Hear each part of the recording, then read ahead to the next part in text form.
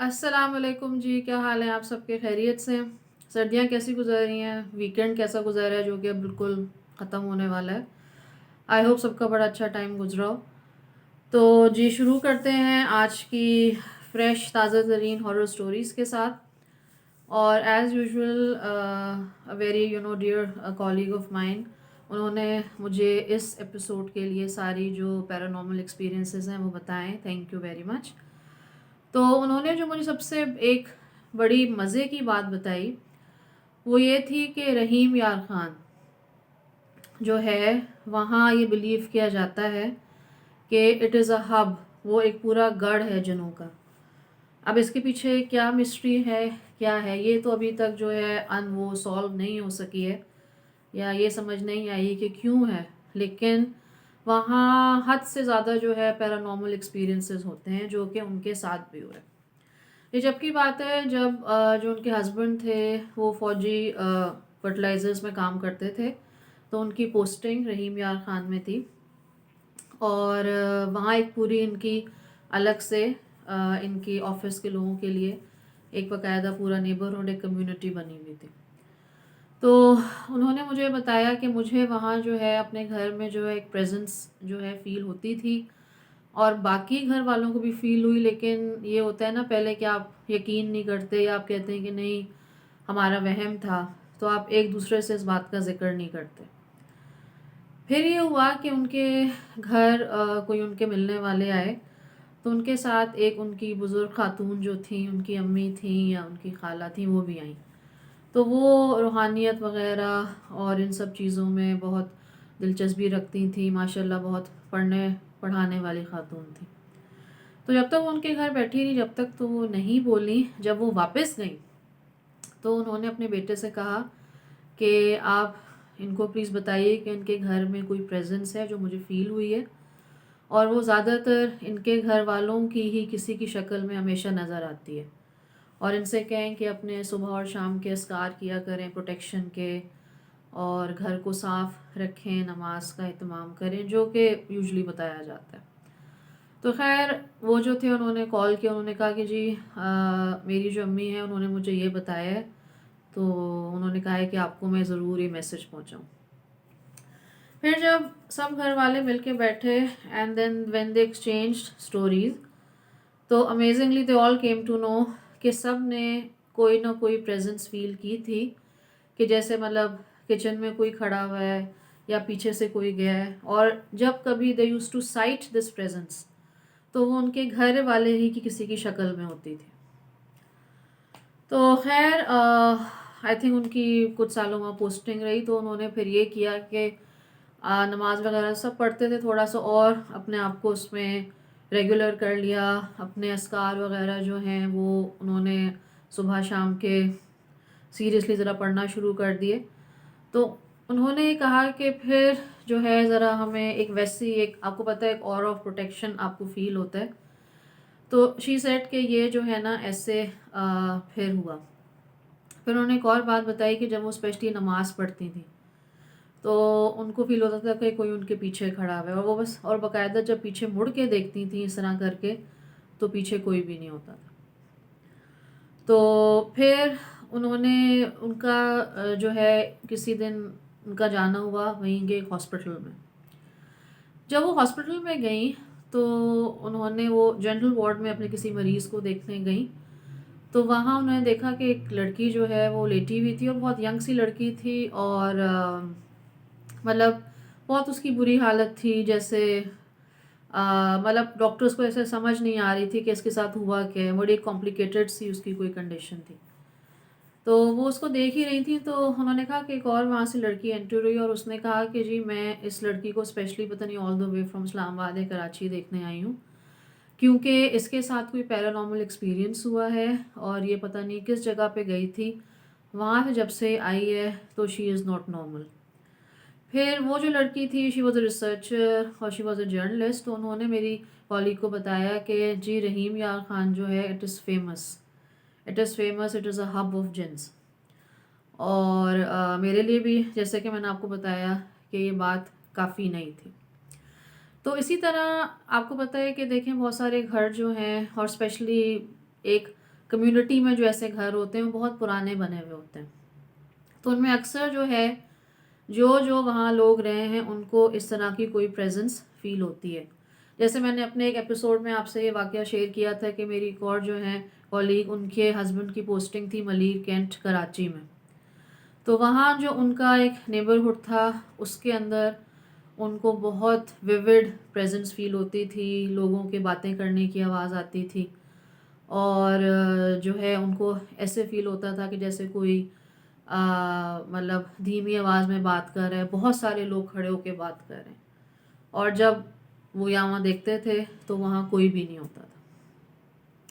फिर मुझे उन्होंने एक और बड़ा इंटरेस्टिंग वाक़या सुनाया। उन्होंने कहा कि उनके कोई जानने वाले थे, वो ज़मीनों वगैरह पे इस तरह उनकी ज़मीनें वगैरह भी थी, शहर में भी उनका बिज़नेस था, तो वो वहाँ काम करते थे। तो उन्होंने एक अपना एक हेल्पिंग हैंड रखा हुआ था जो कि पता नहीं ऑलमोस्ट 20+ ईयर्स से जो था ना उनके साथ था।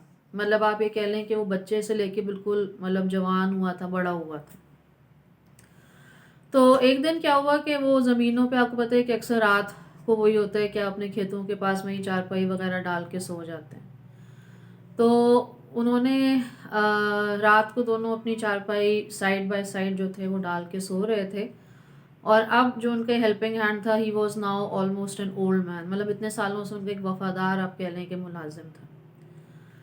तो गर्मियों के दिन थे, गर्मियों की रात थी, तो उन्होंने उनको ऐसी उनकी ऐसी आँख खुली तो उन्होंने देखा कि वो जो उनका हेल्पिंग हैंड है, जो उनका मुलाजिम है, काफ़ी दूर जो है ना वो उनको कोई आवाज़ आई कि जैसे कोई पता नहीं कोई ट्रैक्टर की आवाज़ आई या किसी मशीन के चलने की आवाज़ आई।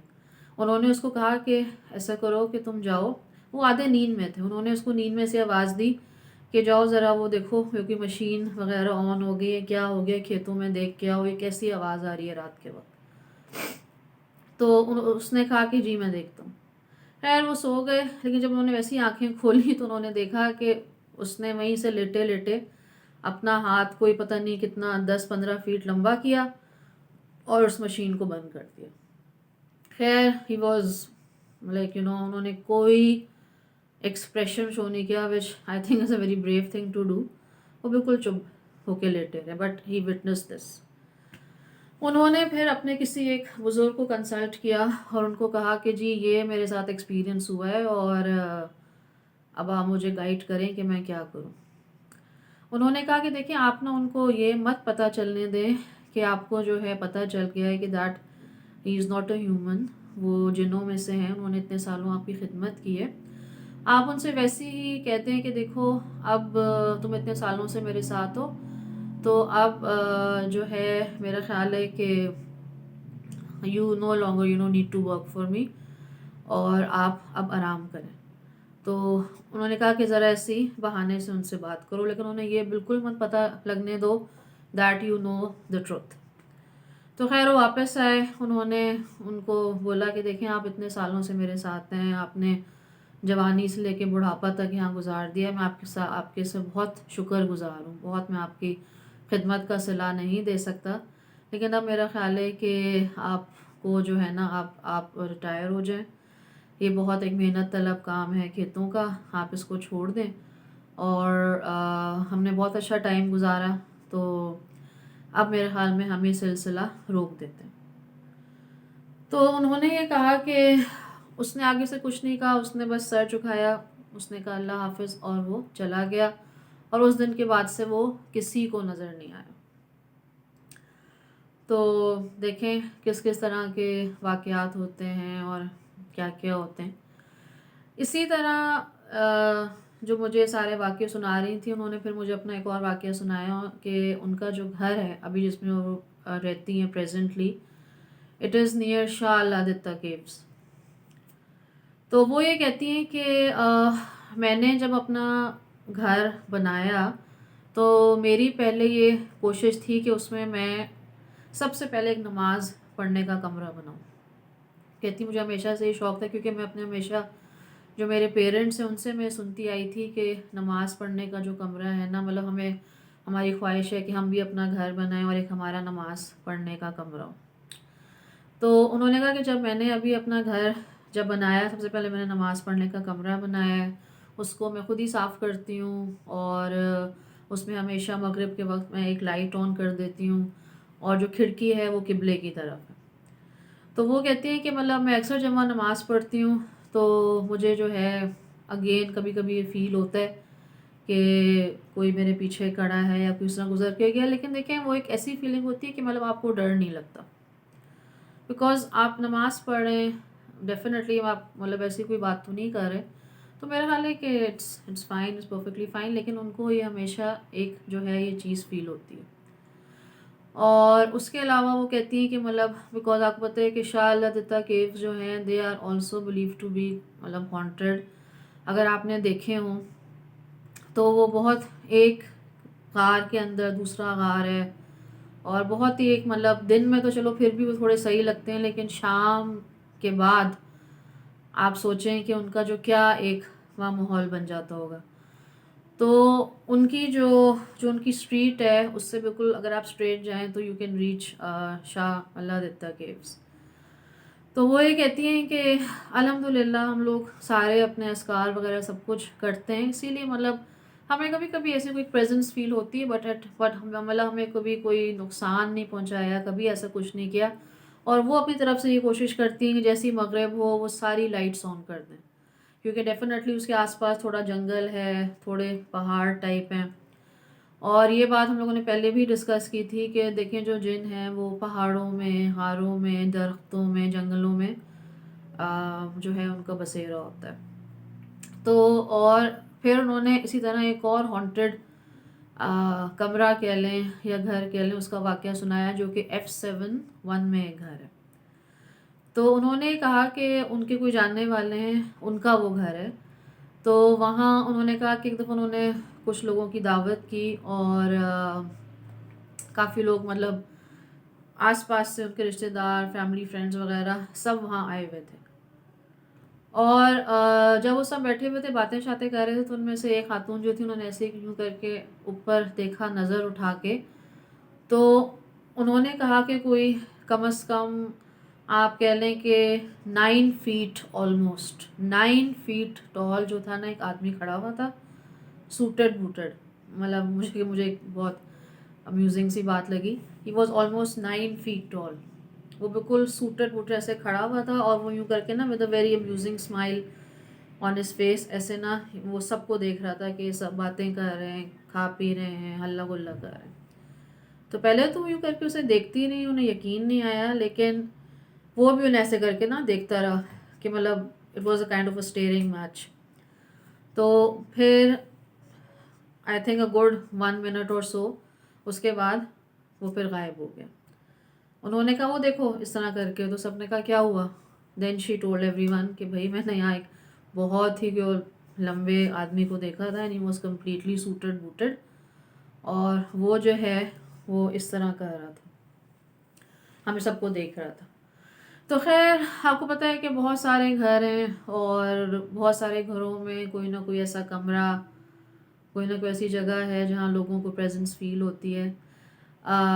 एक और जो मेरी एक नेबर हैं उन्होंने मुझे वाक़या बताया कि जो उनका पहले घर होता था, उसमें उन्होंने कहा कि मतलब उनका सिंगल स्टोरी घर था और ऊपर ऊपर जो है वो खुली छत या टेरेस है। तो वो ये कहती थी कि रात को हम लोगों को अक्सर होता था फ़ील कि टेरेस के ऊपर ना कोई जंप मार रहा है, कोई भाग रहा है, कोई ज़ोर से हँस रहा है, कभी रो रहा है, आवाज़ें निकाल रहा है। तो पहले तो कहती हैं कि हम लोग डर गए कि पता नहीं कोई ऊपर से कूद के कोई चोर-शोर ना आ गया हो। तो जब जैसे ही उनको आवाज़ आती थी, वो फ़ौरन लाइट ऑन करके ना सारे लोग बाहर जाते थे। और 1 सेकंड में दे यूज्ड टू मतलब सीढ़ियाँ साथ ही बनी हुई थी। उन्होंने कहा कि हम 2 मिनट में सीढ़ियाँ चढ़ के ऊपर पहुँचते थे और टेरेस के ऊपर कोई नहीं होता था। और उन्होंने कहा कि ये फ्रीक्वेंटली जो है हमारे साथ होता था, स्पेशली रात के वक़्त। कि हम लोग सब बैठे हुए हैं कमरे में और एकदम आती थी आवाज़, जो आपका मेन एक कमरा होता है, ऊपर ढक ढक ढक ढुक ऐसे करके पूरे शोर की आवाज़ आती थी। और जब ये ऊपर जाते थे सीढ़ियाँ चढ़ के, तो वहाँ कोई नहीं होता था।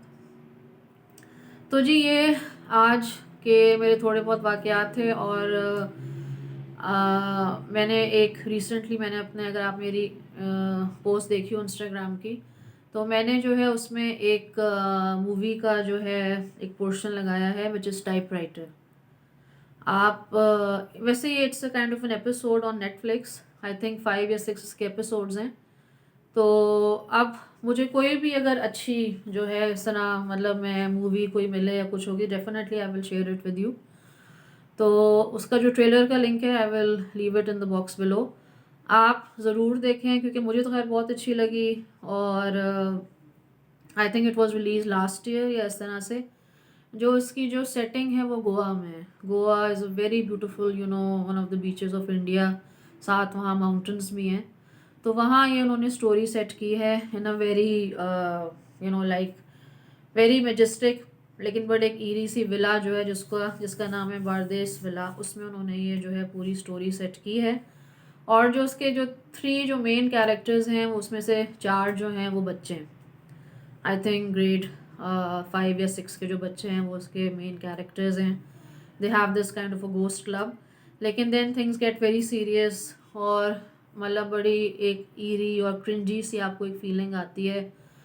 All the actors they have done very good work. और इसकी सिनेमाटोग्राफी बहुत अच्छी है। और आहिस्ता आहिस्ता आहिस्ता आहिस्ता जब स्टोरी को क्लाइमेक्स पे लेके जाते हैं तो it's very good. In fact ये इसका सीज़न 1 था and I am anxiously waiting for season 2। तो जी ये था आज का मेरा episode. I hope you liked it. Please मेरे चैनल को अगर आपने अभी तक सब्सक्राइब नहीं किया है तो सब्सक्राइब करें, शेयर करें, कमेंट करें और अपना बहुत ख्याल रखें। अगले एपिसोड तक के लिए अल्लाह हाफिज़।